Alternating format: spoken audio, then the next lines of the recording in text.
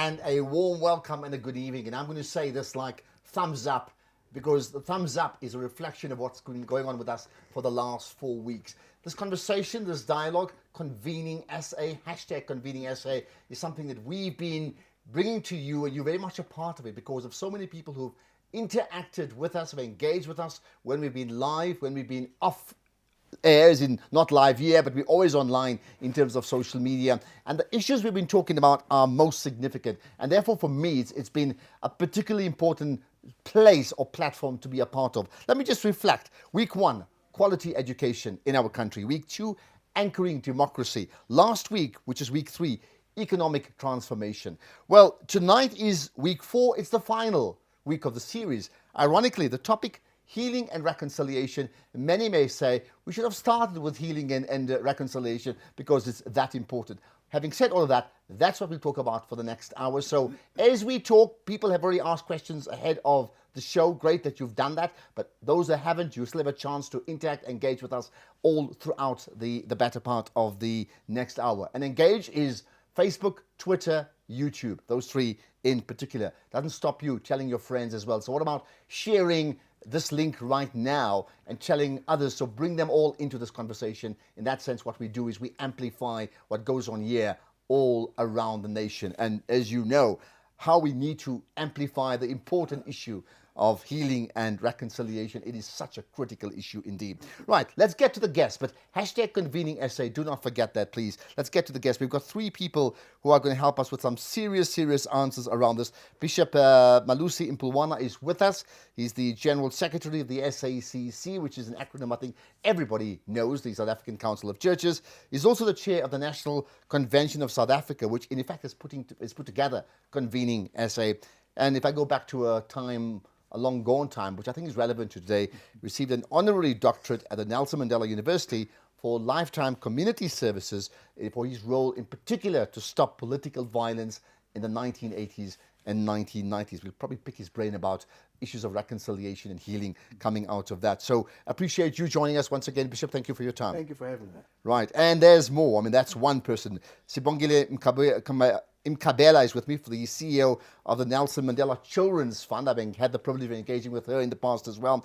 If I go back to before, consultant for the UNDP to establish a presence in South Africa, and then part of the Mbeki administration with a project leading up to the establishing of the NDP, which is the National Development Plan. So, Sibongile, as always, I pass by your work, but good seeing you next to me here. Thank you. Thank you.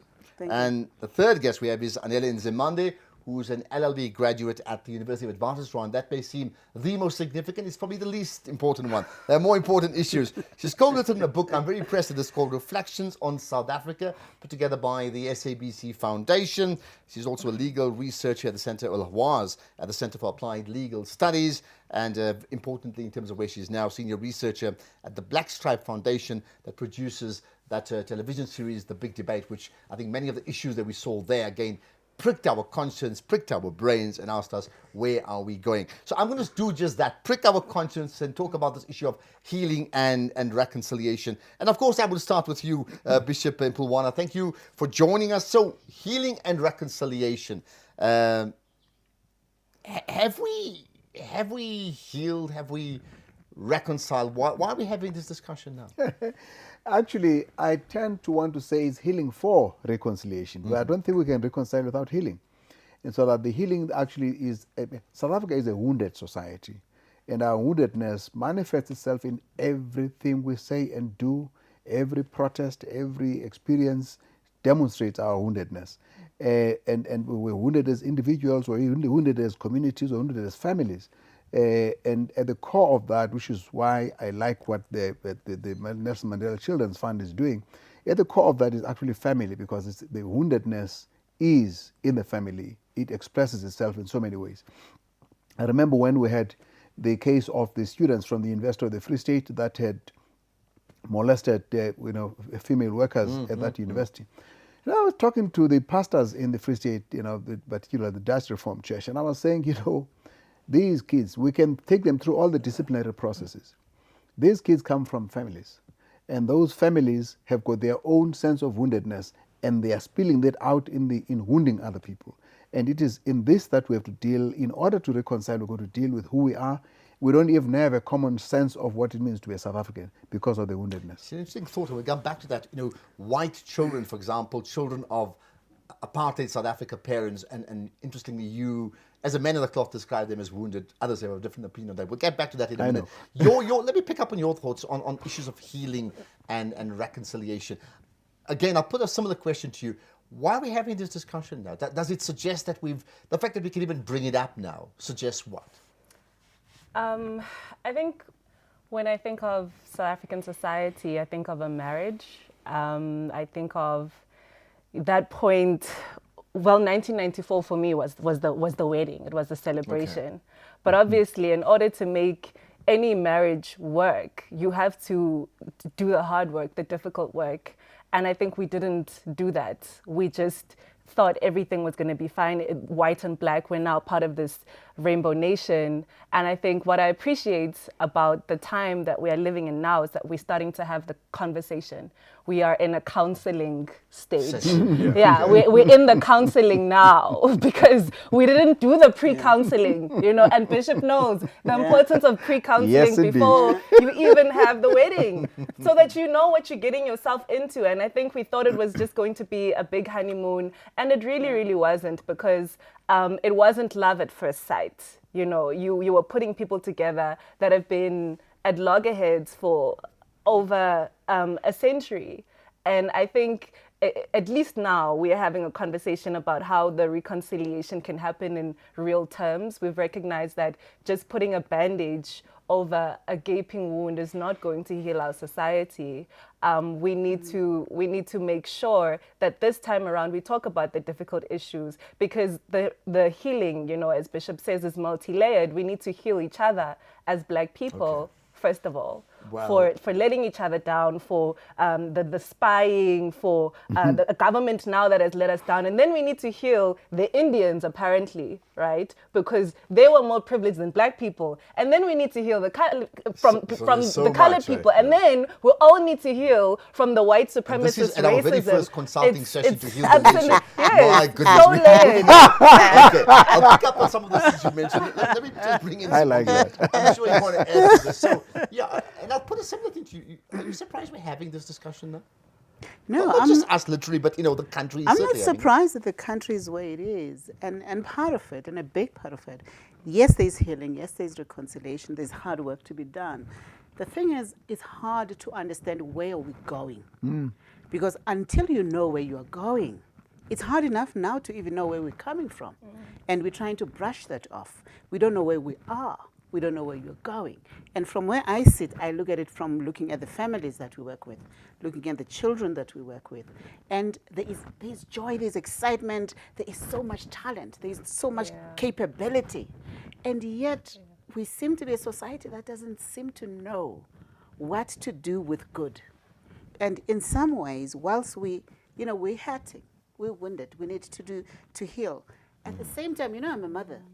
Whilst you're a mom and you're healing from a wound, you still look at your child who needs your love. Yeah. So you still give love. You still nurture. You still wake up in the morning. It's not about you. It's about your children and bringing them up. And I don't think whilst we're looking at the big picture, we had enough time to create environments through that we wanted our children to grow up in. So this conversation, the disappointment about this conversation is that people so young have to get into it at the level at which we get into it.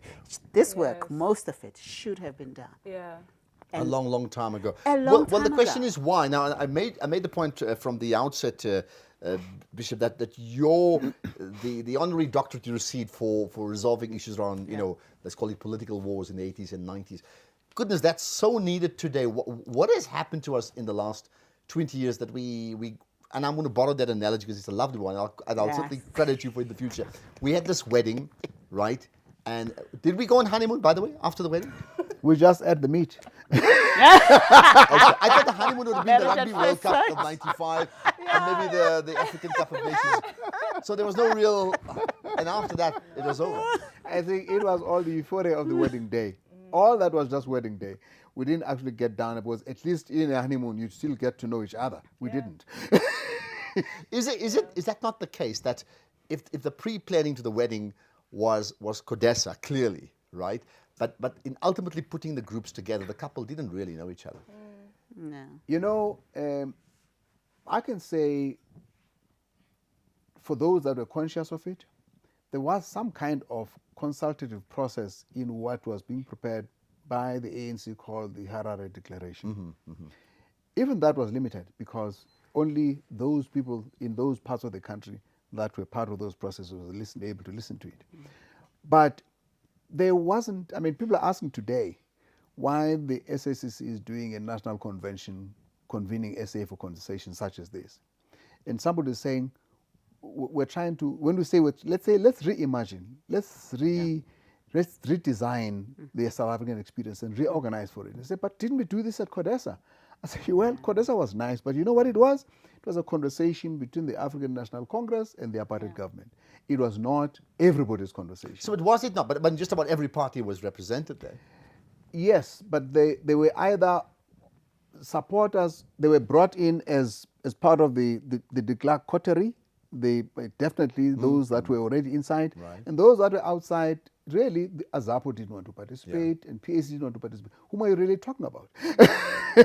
IFP came in on the 11th hour. They literally. they were there full time, but they were left in the terms of election. election, yeah. But precisely as I say, all those that were part of the Bandustan governments were considered to be on the de Klerk side for the purposes of CODESA. So it was not, even there, it was not all communities. I mean, we were just observers. There was no social media to participate. There were no talk shows to say, I don't like what you're saying. So let's put it this way, and really we'll stay with the wedding theme that you brought up because I think it's so good.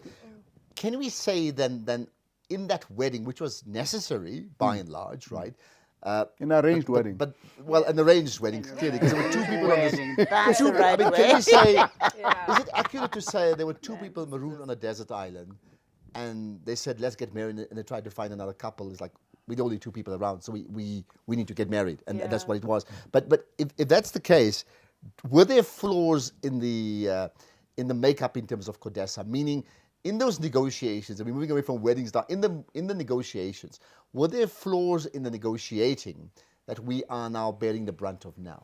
Yeah, the balance of powers, obviously, I mean, I was very young, but fortunately just engaging with people who were there and watching material, reading, we know that the balance of powers was in favor of the government, the current government, the government of the day, the National Party. And the fact that the military would come into, so what is it, the Broederbond, the Afrikaner Broederbond, that at some point came into those negotiations on, what do you call them, a hippo, and, threatened people. So I don't think that I think it's not so much the Broederbond, maybe the Afrikaner Fears. Yes. Remember the business people, That's the group that I'm looking for. And I think just the environment, to me, doesn't seem like it was welcoming. It's hostile.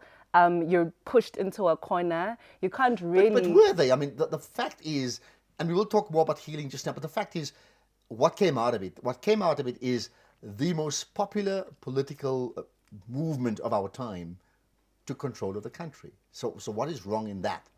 And a political grouping that is headed at that stage, in fact, by Oliver Tambo, but then ultimately Nelson Mandela, who spent 27 years in prison. So, by the way, if you ticked all the boxes, then you would say, well, we ticked all the right boxes by and large in ensuring the right people had the chance to come into power, and the right people did get into power. I think what she's talking about is when she says balance of forces, it is true in that there was no military victory against apartheid. It was a negotiated settlement. But in the negotiations, you had a government of the day in place which had allies. It had business allies worldwide. The Western countries were all behind it. This is why, almost like in the Zimbabwean case where Lancaster House agreement said you will not touch the land issue for the first 10 years. And when you, at the end of that, it will be willing seller, willing buyer. So there was an environment which would not allow for the kind of change that people feel today should have been. It does not mean that we did not have lapses in the opportunity that the governments had after that. But I think that the environment at the time was that it was actually such a huge breakthrough just to get the political democracy. You want to Yeah, say- but it's also the fact that I talked about we don't know where we're going.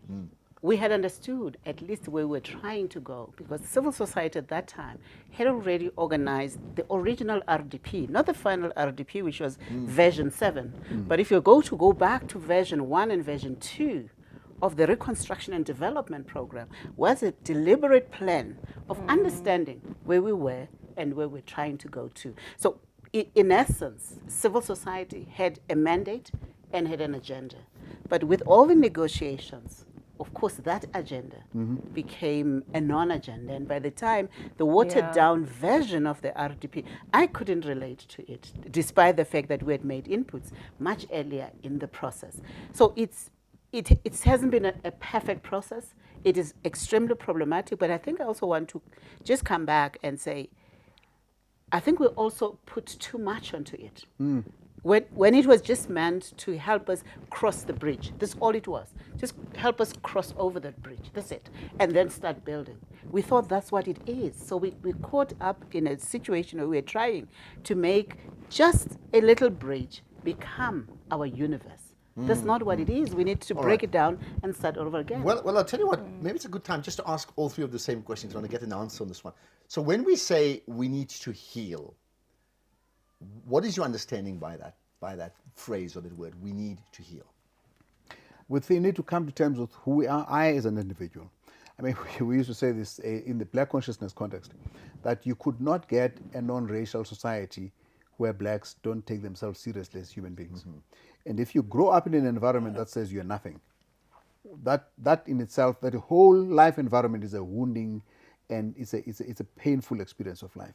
Think about a girl child today.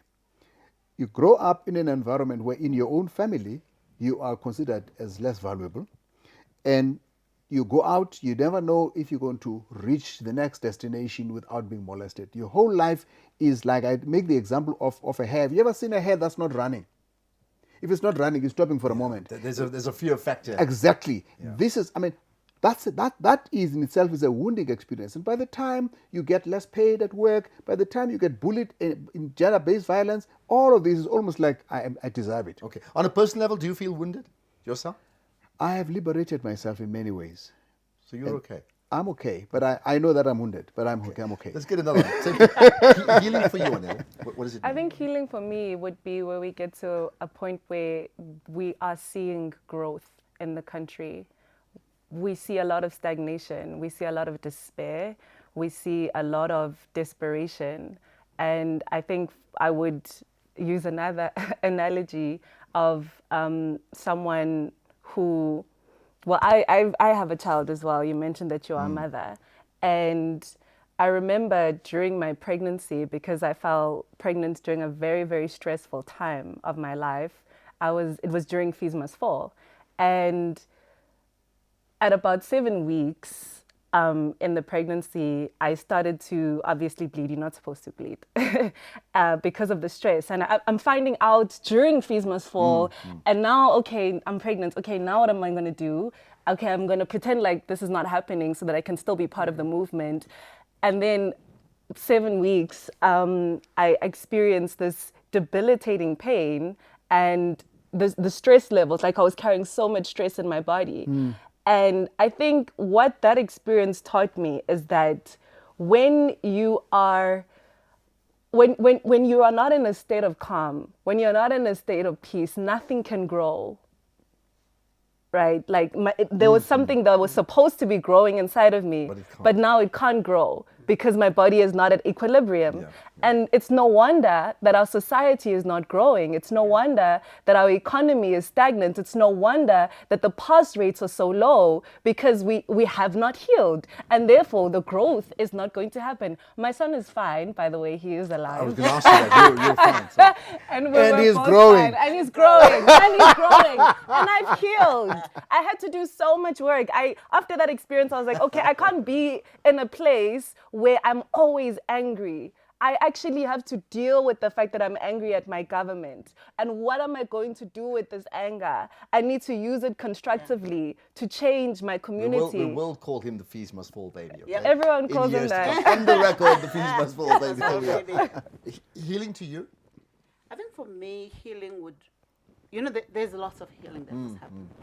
But I think there are certain things that we need to guarantee people. We need to guarantee them safety. We need to guarantee them security.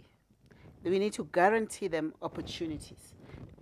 It's not as there's never going to be a big injection of healing and we're healed. It's not going to happen. What's going to happen is you have to build this bottom up. And what does need to happen, which disappoints me gravely, is South Africa, I don't understand the kind of society we've become in terms of leadership. I grew up and participated in South Africa where leaders were on the ground. Leaders knew what was going on with the people. So leaders emerged off the ground. I'm now sitting with people whose names I don't know, who call themselves leaders, who when they walk in the room, everybody stands. And on the ground, the people who are holding things together are the people we recognize. I mean, right now, I can't think of any community leaders. And yet, I come from a society where community leaders were valued. And why is that important? If we're going to anchor values in families, in communities, in churches, in schools, we can't do that from a press conference. If we're going to think we're going to do it at a press conference, we're mistaken. We're also not going to do it at an SACC conference. At the end of the day, it's going to have to cascade right down to the families, and they don't have to feel they are being used to be something. And it's something, I'll tell you what, it's something that we need to consider at some stage, which is, what is the role of community? What is the role of faith-based organizations? And did something happen around that period of the United Democratic Front and all the exiles coming back to the country, and then a new political power took over the leadership of the country, and then community just suddenly said, okay, the only people that are in charge now would be MPs in Parliament, people who seem to represent us, but they actually don't quite represent us. There's this vacuum around there. Just by the way, you can connect. If you're enjoying the show right now, like what about a thumbs up? Because you're watching us on social media and various platforms, thumbs up will do. Just say that I like. But you can also be very specific in your comments, okay? And if that's the case, we would either read some of it now, or maybe even after the show, we'd certainly make a point of checking it out. The important issue around that, right, is that you add strong views and perhaps give us solutions. Now, some people have already tweeted and Facebooked us, and on YouTube they've also commented as well. I'm going to pick out a few at random, right, that have certainly got us thinking. So Andy Wisner, Andy as in the letters Andy Wisner, saying, pray please for an end to gangsterism in South Africa and for healing.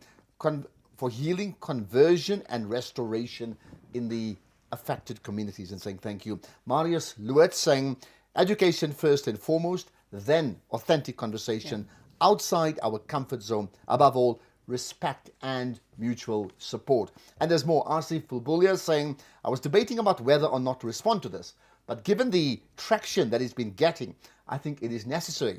My intention isn't to get into a Twitter fight. Just think that as men, we have a responsibility to educate ourselves about this issue. So he's basically saying, show me the way. I would think, I'll see if your point noted. Sally Schutter, I think it is, or Schutter. I'm currently reading a book by Anke Kruk and the co-authors, There Was This Goat, and how we speak about our traumas and how we hear or mishear one another. How do we create a real space for marginalized voices?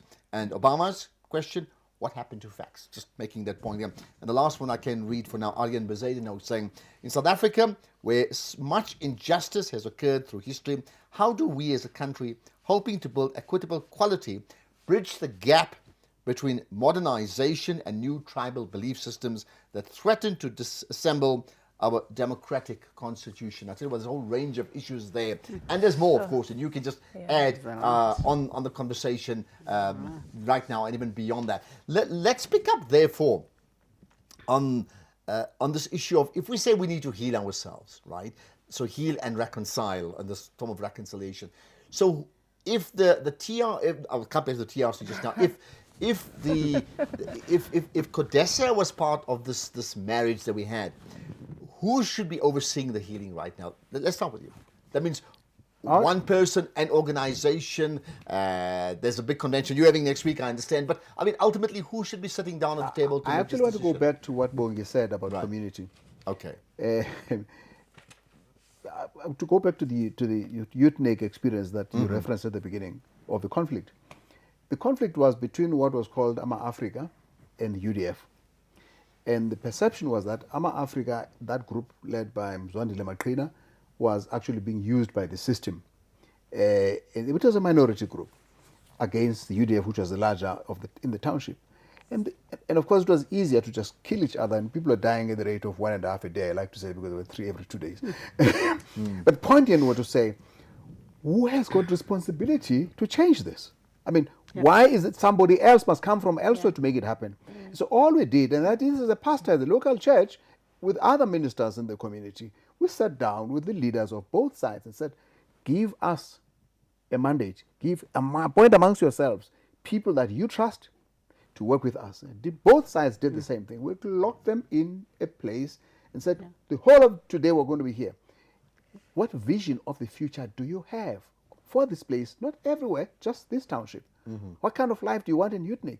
And amazingly, they all had the same idea for the future. What must we do today to get there? That's where the problem was. Okay, because so every one now, of them, bring- every one of them felt that, no, I don't have a mandate. All right, so bring it to now. So when we say healing, and we're talking about the entire we are nation, talking right? about who should set that agenda? Well, what we are doing in this convention process is to not make decisions but we're actually saying, let's agree on what the values and standards that we would like to propagate for people to take forward in their own communities. And that's also why we are saying every ward in this country has no less than 10, 20 churches. Those churches are part of the infrastructure and the worshiping communities that brings families together. And in that environment, they can work with other civil society organizations to take responsibility on the ground at their own level for things that they can then percolate up. To go back to what Bongi was saying about leadership. You want to pick up on that? Just, I mean, just before that, I always felt very strange that South Africa is largely a religious nation, Yes. right? And Yes. the majority are Christian, but there are Yeah. sizable members of the Islamic faith, the Hindu faith, Yes. the Judaism, maybe Rastafaris as well. Absolutely. So at our core, and all of them have strong community base. And yet, I'm talking about now, I think they played a major role before. Yeah. Does it seem like they're taking a backseat in terms of... Everybody took a backseat. Everybody took a backseat because of the... I mean, I remember the phrase that I hated the most when the new government came in, delivery. I hated that because even in 1994, we could see, and I kept saying, the moment you go in to deliver bread and deliver houses, you immobilize people's agency. And there is no society that can be built without people's agency. And in 20 years' time, of course, we eroded all of that. We don't have much of that right now. So we have to rebuild. Unfortunately, it's not going to be a miracle. It's going to have to be bottom up. Also, we had a government that really, I think, and I don't want to be unfair, but I think because majority of them came from outside, had not understood the capacity on the ground. On the ground. They had totally misunderstood. They really thought they were coming to save us. And nobody needed to So be I saved.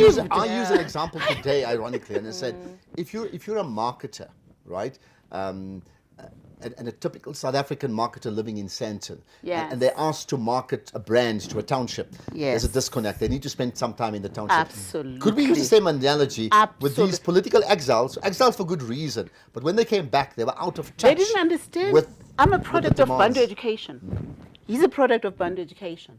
We made it. The question is, how come so many leaders were born out of Black consciousness movement and other movements inside a Bantu education system? So you have to ask the question, what's working about this? And if you don't ask that question, the thing is, you're going to bring a totally new solution to a problem you haven't understood. You're going to say, get rid of prayer in our schools. We are in, you're going to put all the right dress ups. But then you're going, in that process, you take away the wealth that had been built from the 1970s when there was, you have the lull of the 60s, then the reemergence of people, the Zanempilo Clinic, and the work that the Black consciousness did. So the level of mobilization in the country was extremely high. But I don't think our government especially the one party, even understood, even vaguely appreciated the value in the country. I still think that many people in this country who would stand up and actually drive this healing process. Okay, but well- they're not sitting in government. All right. Your thoughts on it in terms of who should drive it? I mean, I was also listening when you were speaking about communities, and I was wondering, is there such a thing as a community? Are there communities? Do Not we in have suburbia. do we have shared values that we can all draw from and say, as South Africans, this is what drives us? You know, be it Ubuntu or whatever it is. But I don't think we have common values that we can all rally behind. And that's part of the problem. I don't see Ubuntu in the community that I live in. It may even be a black community. And I think that's probably where we need to pick up. I think the church has really dropped the ball. Religious places, places of worship. But I think I like what the Islamic community is doing, building schools, star schools, the gift of the givers. You know, I myself might not subscribe to that faith, but you can see that they are doing something. You see it during Fees Must Fall. The church came on board very, very late. Okay. They were there. They were there providing counsel, legal services, food. And I think the church can't be comfortable. I can't be comfortable. You can't be comfortable when half of the population is going hungry in this country, when 14 million South Africans are going to bed hungry. It's just, you have Yeah, it's 30.4 million that are poor and 14 brought million up that are going Ubuntu, hungry. right? And it's something we always brand ourselves with this Ubuntu nation. And I mean, one of the themes we talk about would be this indigenous knowledge systems. Is it fair to say that if Ubuntu was working, so for example, in cricket terms, if our cricket team's winning, they win every match and then they win the World Cup, for example. In Ubuntu terms, if we're practicing it every time, then we have this perfect nation, isn't it? So the fact that we absolutely struggling means it's a lip service. Yeah. Well, I think that we that's pay, but the that Rainbow doesn't really Nation work through. concept is stolen from Ubuntu. The whole idea that, you know, I am because you are. We are this Rainbow Nation, and I acknowledge your humanity. I see your humanity and you see mine. I think that they were trying to have a national identity around Ubuntu with the Rainbow Nation. The problem is you don't just say it, right? So you don't just say it and it becomes. It's not like in Genesis where God spoke and then there was light. You actually have to believe it. You actually have to believe Make it that, work. yes, that I believe in a shared humanity. So we said it and that wasn't enough. We didn't practice it in our everyday lives. We didn't practice it in the workplace, in the Well, it's home, a in good the point. school. Now, you know, the theme today is healing and reconciliation. I'll get to you first. I find it interesting. If healing and reconciliation is the theme, it's almost a play with the truth and reconciliation. What's the difference between the healing and reconciliation that we talk about now and the truth and reconciliation of that period, the TRC? The TRC was really a modeling and a sampling. I mean, you can't say, even if there were 1,000 people that went there, that means South Africa's truth has been told about their woundedness. It was simply saying that if you're going to deal with this, truth must be told. Truth has not been told. So should we, and we're observing the land hearings taking place now, right? So let me give my personal thought. And yes, to borrow the phrase from a well-known movie that many people should watch and others have not watched and maybe shouldn't watch, 50 Shades of Grey. You could actually argue that there's 50 Shades of Black, meaning there are different strata, right? Having said all of that, I always wondered about the TRC, and I said, why haven't they asked us to speak? You know, the ordinary person. I mean, I was a lighty at that stage, but why wouldn't they ask us to speak? And if they told me, just come up and say what you want to say. I see that now with the land hearings. Is there not time now for this modern version of TRC? I feel like where why we do just we get always- up there and express our It's experiences? unfortunate that you always need to legitimize things, and it needs to be this costly, expensive process. Yes, called the TRC. Because what people really need, I think, is just a platform. Just start there. all the time it's like commission this and inquiry this, very But my point costly, is, it doesn't need a very- commission. No, my point is, white, black, whoever they are, and those 50 shades I refer to, it doesn't need a commission. There may be no findings.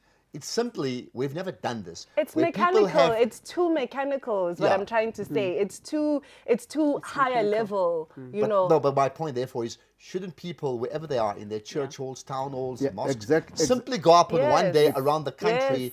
and just voice their Yes. opinion, to use a very Exactly. South African phrase, how hurtful they've been Yeah. over the years and how they want to change and save the country. Exactly the point. The Institute for Justice and Reconciliation, actually, that does an audit every year, kind of an index of reconciliation. Have made exactly that point, that Yeah. what you really need are community structures, communities, in the Yeah. schools or churches or Yeah. mosques, where people actually do exactly what you're saying. But you see, we leave everything, even this thing called moral regeneration that is started by government. It ought to be something that emerges from the ground up. Now, there's a toy that I always like referencing, a Cape Town toy that says the mamas, the papas, the omas, the opas, Yeah. the ompis and the danis, the Honda and the Kate as others in the struggle. It means everybody takes responsibility. Yeah. And that's really what we're trying to say, let's get back to. This process that we're in, including social media, is to say every one of us has a voice, every one of us has a responsibility. So we should use the platforms on the ground for that heartful story. Because also the problem is that my issue might not be an issue of national importance. You might not want to entertain my issue at the TRC, right? But I still feel very deeply about the fact that my employer doesn't want to sit down and have tea with me, or I have my own utensils and everybody else. But that might not be valuable. That might not be important to everybody people, else. yeah. And So it has that's a why- huge impact on who I am and how I feel about Yes. life and how I relate to other people. And that's why we need to create also these smaller, like you say, in the school, in the church, everyone must be able to say, I'm tired. I'm tired of taking 3 taxis to work because of spatial apartheid. Absolutely. And my employer is not sympathetic. My employer, we need to be able to talk about those issues, even the ones that other people don't want to hear. I think we also just need to rebuild our own institutions. I think the transformation agenda has taken away the creativity of the institutions we want to build that are not going to be transformed from the apartheid days. I want an institution that I dreamt about when I was 20 years old and in the struggle. We haven't used that opportunity enough. So I think the healing takes place when we are busy, when we're working towards building something. I think when we're not busy, we're not engaged, we go back to, one day this is what happened to me. But if we begin to focus ourselves, our energies on what needs to be done, and I'll tell you what healing means to the work I do, it would mean that the little girl is guaranteed safety at home, a guaranteed meal. She can play. Her childhood is restored, because we need that child as she grows to inform this kind of society we're building. So it would seem sometimes to me that there are a number of things, and it's very difficult. And that's why the family situation is the best situation, is that as you heal, you build. And I feel South Africa focuses either on we're reconciling and we're building and this sort of, but that building and reconciliation, you can't taste, you can't feel, you can't touch, and you can't own.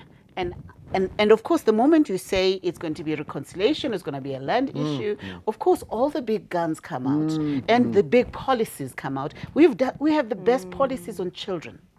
If this country is to be evaluated based purely on the documents policies. it has ratified, actually for the child, this is the safest place to be in the world.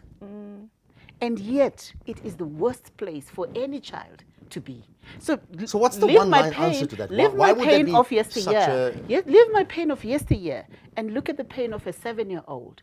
That's got to do with my inability to have provided for that child whilst I'm busy saying, I'm busy crying, so my baby, you grow up. So what we're multiplying this problem. 20, 30 years from today, we're going to be sitting with an even bigger problem. Unless as we do the healing, reconciliation, we also apply ourselves to reimagining our institutions whether they're institutions of learning, all kinds of institutions. I don't see. Or even a Rahadi institution. That's a I don't that's care an so long ant, as whatever there it is something that represents An the new ant, South a Africa. malume. Give me an institution that stands Well, to well, here's the thought. I mean, let's Yeah. go back to a point made earlier on in terms of our current affairs debates that we're having. And I think we all know that in South Africa, apartheid South Africa, there was whites on one side and this grouping called black. And I think it's no secret, the point that was made earlier on, the grouping that's called black had different strata. Absolutely. But that was part of apartheid's plan to then further divide people, which then creates a haves and have-not scenario. And even amongst that one grouping, one starts liking or disliking the other, and it comes with all sorts of problems. The reason I'm bringing that up now, because I think it's an important one, that race to a large degree is central to all our problems, if I go back to where we were, right? There are many other issues, of course, but it's a uniquely South African issue, right?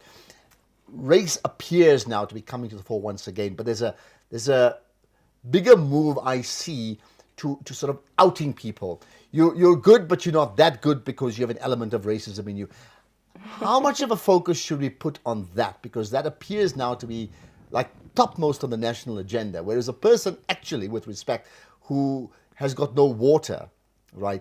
They may well be a black person if I can typically define them, right? But at that point in time, it won't be, I'm black, it's like, I want water. Meaning, how do we give them the basic things at the very basic level to live their lives, which we're not giving them anymore because many of them don't even have homes anyway, right? So my question to you about the issue of race, are we focusing too much on who's the better person, who's blacker than the other one, who's more pure, who's less racist, and spending a lot of time on that, when what we should be doing is spending a lot more time in ensuring the 50 million of us who are in this marriage together ultimately just has a happy marriage?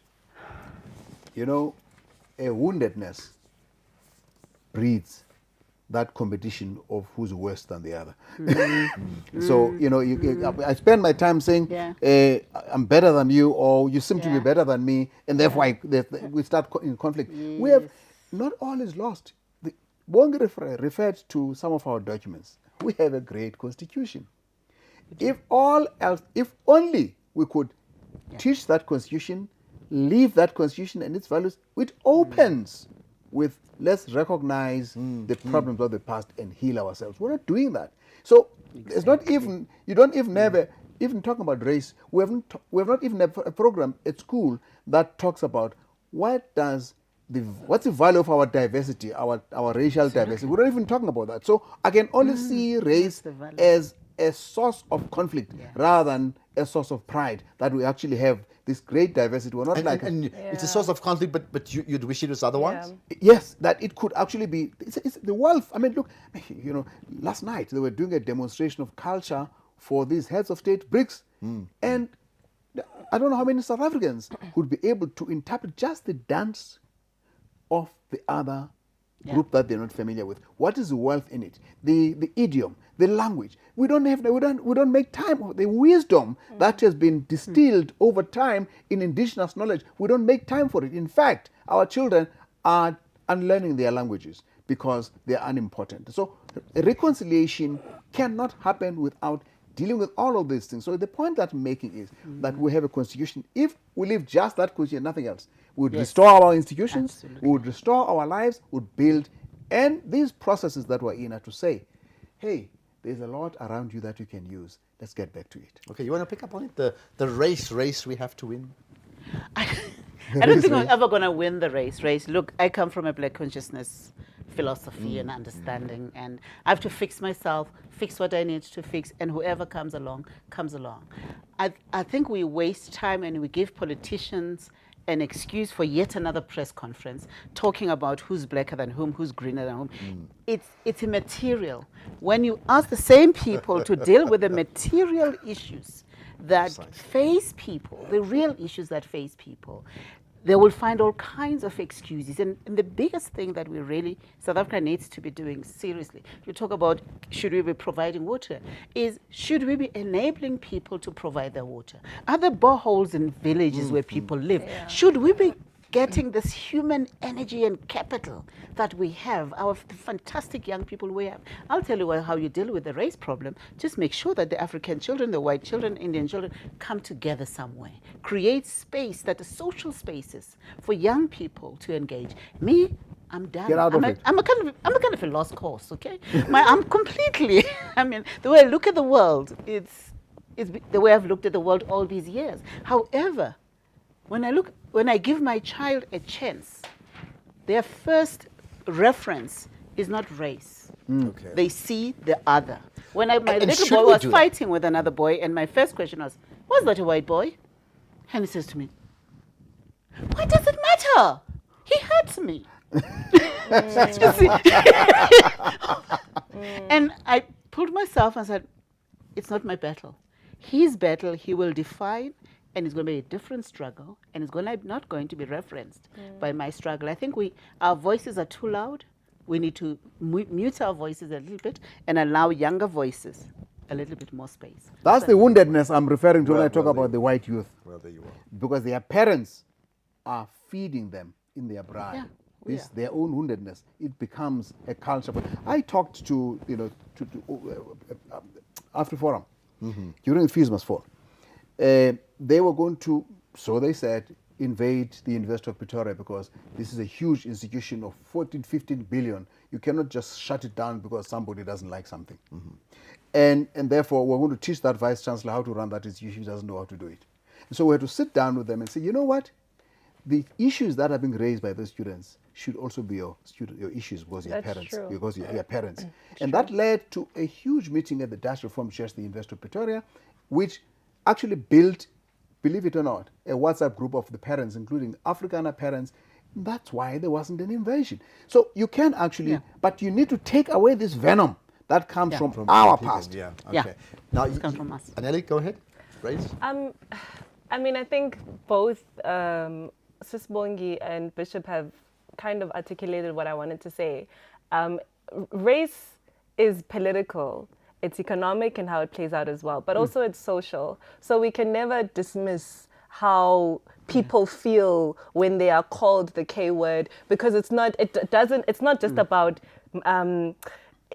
the attitude. So it stems from the attitude of the white man, but then it's fortified in structural systems. So we can never dismiss that. We can never say, okay, let's not talk about race. Now it's too much in the headlines. I think it's still important to have people, speak about it, ventilate the issues right now, because we didn't do that. We just said that in the beginning. We didn't do that in 1994. Do you think the level, and I think social media amplifies it, because in the past we had no one to tell, right? And now you can just say one thing and like the whole country knows it. But understand the reason, but is it becoming counterproductive? Yes, it is. It's the tension between, you can have two things that are coexisting at the same time that are good and bad. So it's good for us to talk about race, but it's also bad for us to talk about race. And we have to, at some point, we have to be able to find that common ground now to say, okay, have we said enough? Can we leave this conversation? Because as Toni Morrison says, race is a distraction. You're always trying to prove yourself. You're always trying to prove to the other that you're better, that you are skilled, that you are capable, that you can. And at some point, we must be able to say as Black people, okay, we've tried. We've put people in jail who called us the K word. We tried to embrace and reconcile, and it didn't work. So now let's just focus on building. They'll join us. Well, let's us get on our way. Yes, we will. You So will go to join our us. promised land. You Yes, wanna we join want to us, go join to us. we want to go to the promised Bong- land. If you want to join us, you are welcome. You'll find us there. But I on would our would terms. join that. I'll combine that journey. what That's you says with right. what Bongi said earlier. Bongi referenced Black consciousness. I want to add that, in fact, in Black consciousness, we did talk about non-racialism. Absolutely. But we said that Black consciousness will then become national consciousness, where everybody is comfortable in their own skin. That's when you can actually have a proper non-racialism. And in other words, when she says, let's just get on with life, let's accept that there are differences, but those differences are not what defines us. The agenda now, in my view, is to say, what does it mean to be a South African? Can we identify those values and standards that say a South African is somebody who does whatever their race? and that we can actually be able to say, Ashraf, South Africans don't do what you're doing. I don't care what your race Yeah. is. South Africans, if you're a real South African, this is not what you will wouldn't do. do that. Can we, if we get to that point, Yeah. then we shall deal with But race. I think it's an important point. But there's also another school of thought to say, until we get to that point, until we get justice in reconciliation, means until we get the land back, until, Reparations, you know, yeah. then we wait. Now, I want to make this point. Whatever the religious groupings that we have here, and people watching us, right, and all these religions seem to have this, again, this great constitution. But there are examples every single day in religious communities around the world of those same communities not working, right? That doesn't mean the religion stops preaching. You just move on. Exactly. And those that Absolutely. want to sort of defy Exactly. their faith, they can stay beyond. I mean, Yeah. shouldn't we do the same thing? You want I to think one of the things we just need to remember, meaning we can't that, wait for that people. as No, black people, no. we need to remember, we are in government. I mean, can we just remember that? And we're the majority. We're the majority, we're in government and we've got power. You know, the idea that this government still wants to go out on a march, Yeah.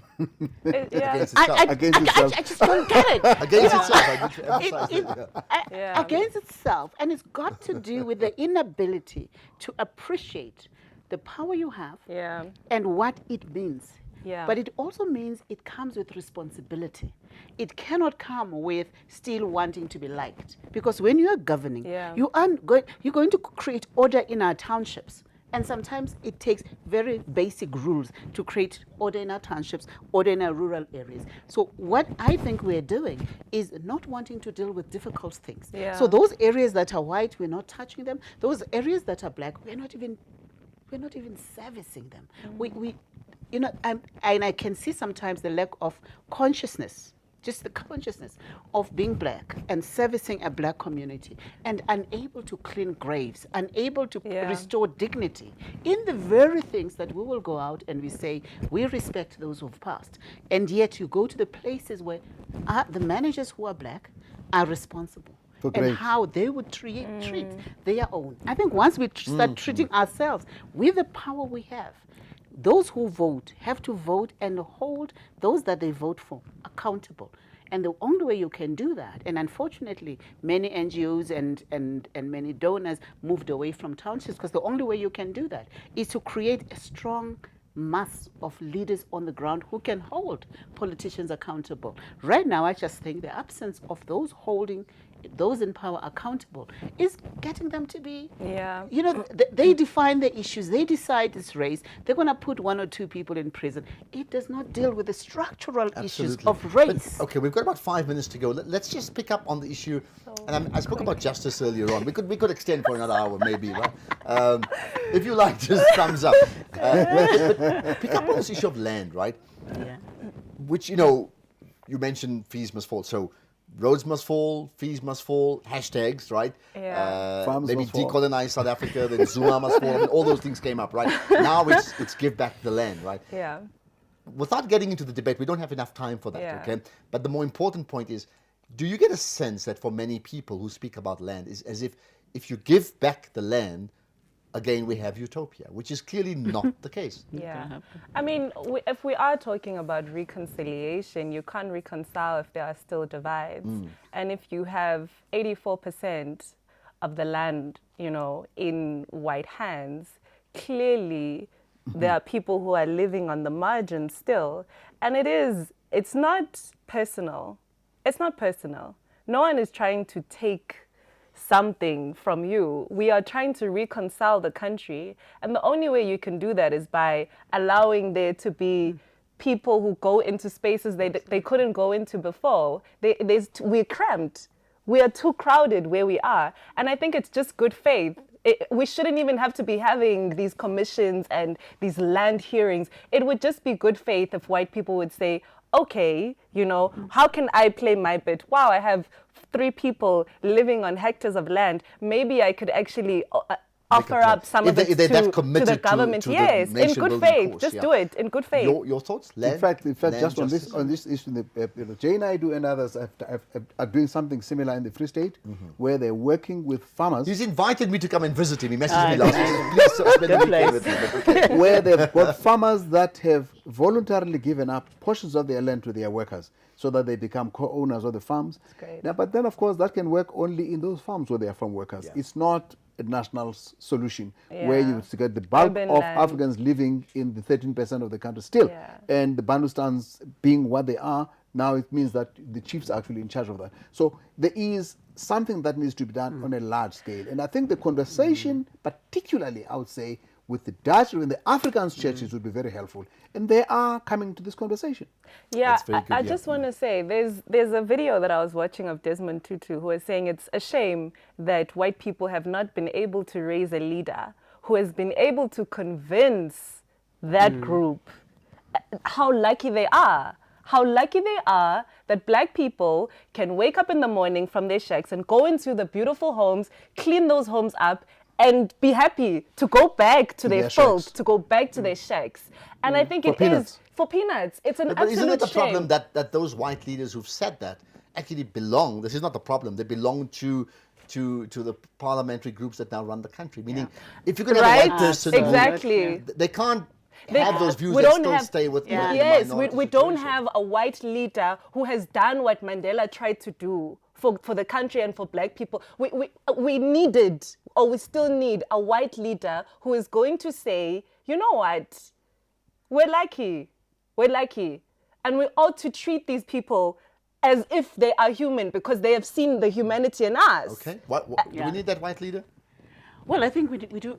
I don't think we have a choice. I think we can be comfortable for the next 10 years, but South Africa will rise. And the poor people will rise in this They country. will. They will. And when they do, as Thabo Mbeki said, they will rise against all of us.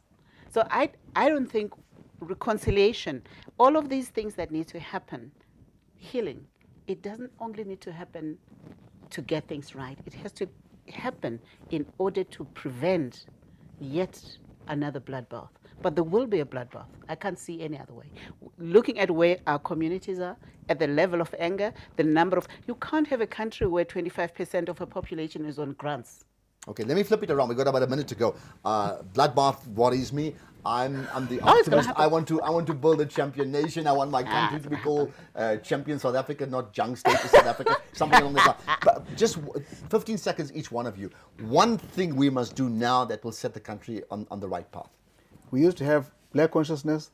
Then at that time, we told white liberals, we want white consciousness. Go Yeah. back to your communities. Don't come to tell us who are oppressed. Tell your people not to do it. Okay, got that. So you would say, I would say increase the white I would say consciousness. in Increase terms white consciousness, which is exactly the point she was making. Of, okay, your 15 I seconds. think I'll also draw from black consciousness. Black man, you are on your own. No one is coming to save you. No one is coming to save us. Let's take the baton and let us build this country because it belongs to us.